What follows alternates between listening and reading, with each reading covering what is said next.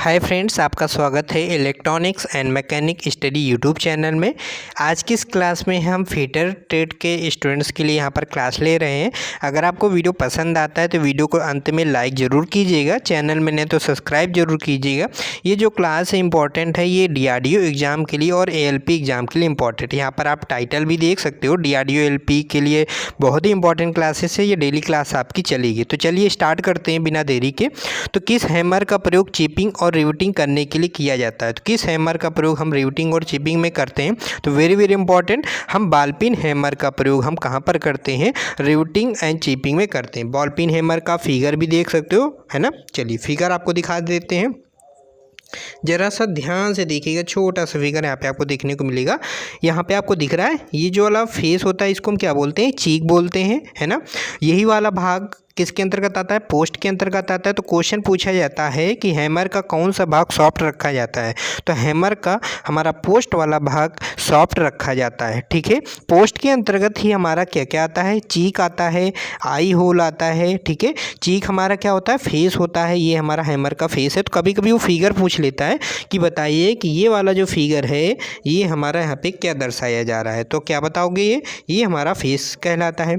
जो आई होल होता है उसमें क्या होता है? हमारी पच्चड़ लगाई जाती है। पच्चड़ क्या होता है ना, चमड़ा का लगाया जाता है। किस में लगाते, क्यों लगाते? हैंडल को मजबूती प्रदान करते ताकि हैंडल बाहर ना निकले, ठीक है। तो क्वेश्चन पूछा जाता है कि और आई होल का शेप पूछा जाता है कि हैमर के आई होल का शेप कैसा होता है? तो अंडाकार। बहुत ही बार पूछा जाता है अलग अलग एग्जामों में कि आई होल, हैमर का आई होल का आकार कैसा होता है? अंडाकार होता है। और जो यह यहाँ पर हमारा जो चीक है वो यहाँ पर सॉफ्ट होता है, ठीक है। तो हैमर के किस भाग पर हैमर का साइज लिखा जाता है? वो यहाँ पर हम फेस वाले भाग पर लिखते हैं। तो काफ़ी क्वेश्चन यहाँ पे आपके क्लियर हो चुके, ठीक है। अब देखिए पिन वाला भाग कहाँ पर होता है? तो ये वाला फेस हमारा, ये जो बॉल पिन हैमर का ये वाला जो भाग है आप देख रहे हो, इसे हम फेस बोलते हैं। और ये वाला भाग क्या बोलते हैं? इसे हम पिन बोलते हैं, ठीक है। तो सारे पार्ट्स क्लियर हो गए, ठीक है। चलिए स्टार्ट करते, नेक्स्ट क्वेश्चन देख लेते हैं। नेक्स्ट क्वेश्चन क्या, अगर आप डिटेल में थ्योरी पढ़ना चाहते हैं तो इसके लिए और बेस्ट, अगर आप यूट्यूब पे थ्योरी पढ़ना चाहते हैं डिटेल में तो IT fighter YouTube channel subscribe कीजिएगा। यूट्यूब पे सर्च कीजिएगा तो आपको वहाँ पे वीडियो आ जाएगा। चैनल को सब्सक्राइब करके वहाँ पे आप डिटेल में थ्योरी पढ़ सकते हैं, ठीक है। वहाँ पे हम ही आपको पढ़ा रहे होंगे। इस क्लास में हम लोग MCQ इंपॉर्टेंट MCQ पढ़ रहे होंगे, तो वो भी आपको यहाँ पे देखना है। 22 के अनुसार बॉल पिन हैमर का वजन कितना होता है? तो बॉल पिन हैमर का वजन कितना होता है? यहाँ पे 0.1 kg से 0.9 kg हमारा बॉल पिन हैमर का वजन होता है। अब देखिए वहाँ पे एग्जाम में क्या घुमा सकता है क्वेश्चन को, वहाँ पे एग्जामिनर इसको 100 ग्राम लिख सकता है। 1 kg को क्या लिख सकता है? 1 ग्राम लिख सकता है। और 0.9 kg को क्या लिख सकता है? 900 ग्राम। तो सिंपल आता है ना आपको चेंज करना। कैसे करेंगे?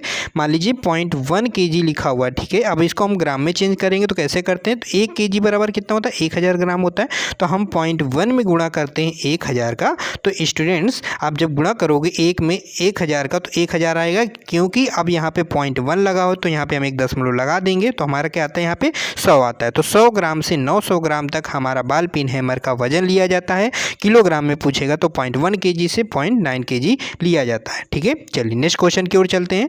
नेक्स्ट क्वेश्चन है कि किस हैमर का प्रयोग सीट के जॉब में नालियाँ बनाने के लिए करते हैं? तो जब भी क्वेश्चन पूछे कि किस हैमर का प्रयोग सीट के जॉब में नालियाँ बनाना हो, खांचा बनाना हो, ठीक है। सीट में क्या करना है, कोई हमारा सीट है उस पर क्या नालियाँ बनानी, तो नालियाँ बनाने के लिए हम किस हैमर का प्रयोग करते हैं? वहाँ पर हम स्टेट पिन हैमर का प्रयोग करते हैं। तो याद रहेगा ना फ्रेंड्स, स्टेट पिन हैमर का वहाँ पे हम लोग यूज करते हैं। चलिए नेक्स्ट क्वेश्चन की ओर चलते हैं।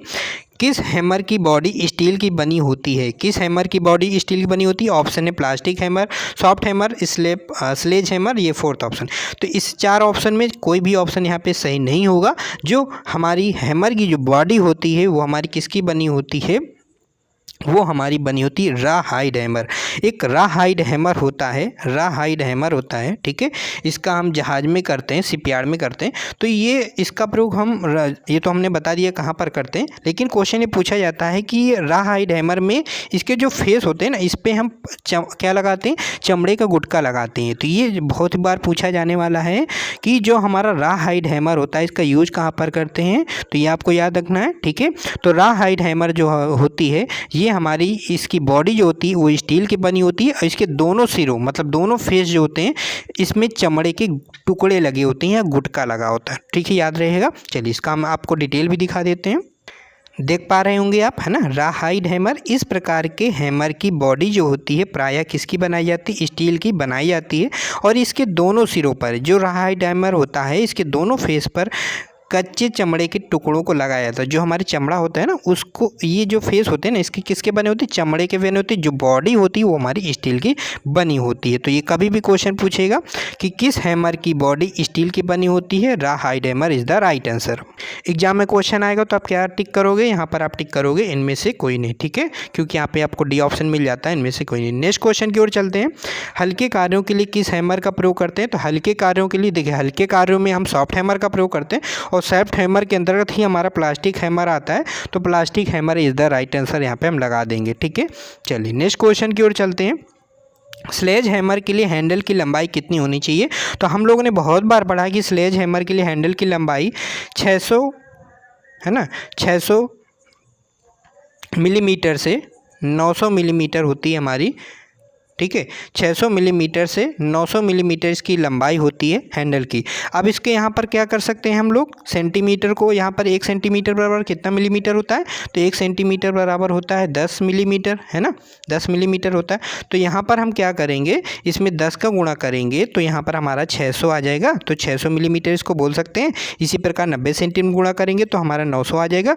तो 600 से 900 मिलीमीटर हम स्लेज हैमर के हैंडल की लंबाई लेते हैं।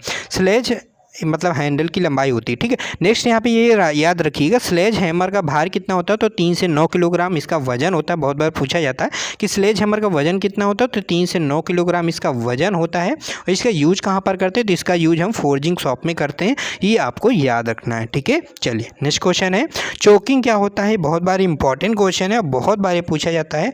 नेक्स्ट जो भी इंपॉर्टेंट मतलब कि आपका DRDO हो गया, है ना, UPRVNL हो गया, तो इस सारे एग्जामों में ये क्वेश्चन पूछा जाता है। ठीक है, चोकिंग क्या होता है? तो हैमर के हैंडल को हेड के नज़दीक से पकड़ना क्या कहलाता है? चोकिंग कहलाता है। हैमर के हैंडल को हेड के नज़दीक पकड़ना क्या कहलाता है? चोकिंग कहलाता है। तो कैसे? जो हमारा हैमर होता है अगर हम उसके हेड जानते हो ना, जहाँ पे हमारा फेस पी नीस ये पूरा हेड ही तो होता है। तो जो हमारा हैमर होता है उसके हेड के पास में अगर हम हैंडल को पकड़ते हैं, ठीक है, हैंडल को हम हेड के पास में पकड़ते हैं तो वो हमारा चोकिंग कहलाता है। Is the very very important, याद रखना चोकिंग क्या कहलाता है। मान लीजिए हैमर है, ठीक है, एक फिगर दिखा लेते हैं। ये हमारा हैमर है, ठीक है, अगर ये हेड है ये, और ठीक है ये भी देख लीजिए कौन सा हैमर है, ये हमारा प्लास्टिक हैमर, यहाँ पे फिगर दिया गया।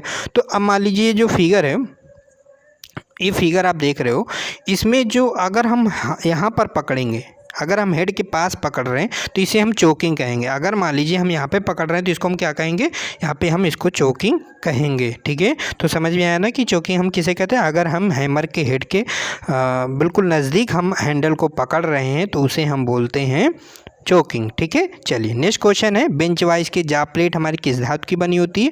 तो बेंच वाइज की जाप प्लेट हमारी टूल स्टील की बनी होती है। Is the very very important, याद रखना है। ठीक है, चलिए याद रहेगा आप लोगों को। नेक्स्ट क्वेश्चन है कि हमारा बेंच वाइज का हैंडल हमारा किस मेटल का बना होता है? तो बेंच वाइज का हमारा हैंडल हमारा माइल्ड स्टील का बना होता है। Is the very very important, याद रखना है बेंच वाइज का हमारा हैंडल किस मेटल का बना होता है? माइल्ड स्टील का बना होता है। वेरी वेरी इंपॉर्टेंट क्वेश्चन है हमारा, जो स्पैनर होता है ये इसका जो सिरा होता है, जो फेस होता है, जो हेड होता है, वो एक्सिस के साथ कितना कोण बनाता है? 15 डिग्री का यहाँ पे कोण बनाता है। Is the right answer B option. तो कैसे लगी क्लास? इंपॉर्टेंट छोटी सी क्लास लेकिन बहुत ही धमाकेदार आपको क्लास लगी होगी।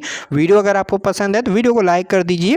ठीक है, पहली क्लास है, आप लोग सपोर्ट कीजिए, इस वीडियो को ज़्यादा से ज़्यादा शेयर कीजिए अगर आपको क्लास पसंद आती है। ठीक है, वीडियो अच्छा लगता है कमेंट करके फीडबैक जरूर दीजिएगा कि आपको क्लास कैसे लगी, और वीडियो को शेयर करके जरूर बताइएगा कि वीडियो आपको कैसा लगा। ठीक है, चलिए फिर मिलते हैं कल की क्लास में, तो सपोर्ट जरूर कीजिएगा। ठीक है, और अगर आपको थ्योरी पढ़ना है, डिटेल में थ्योरी पढ़ना है, तो फिर आपको क्या करना है? यूट्यूब पर सर्च करना है। क्या सर्च करना है? यहाँ पे हम आपको बता देते हैं, ITI फाइटर सर्च करना है, ठीक है। ITI फाइटर प्लेन सुने ना, ITI फाइटर जो आसमान में उड़ते हैं, बिल्कुल ITI स्टूडेंट्स को वहाँ पे हम उड़ा देते हैं बिल्कुल थ्योरी पढ़ा के। तो आपको आना है ITI फाइटर यूट्यूब चैनल में, वहाँ पे डिटेल में थ्योरी पढ़ाई जाती है। क्वेश्चन MCQ पढ़ने हैं तो इस क्लास में आप MCQ हम पढ़ा रहे हैं, वहाँ से आप कवर कर सकते हो, ठीक है। फिर मिलते हैं नेक्स्ट क्लास में। आप लोगों को वीडियो पसंद आया तो ज़रूर कमेंट करके बताइएगा। फिर मिलेंगे नई क्लास में। Bye bye, take care.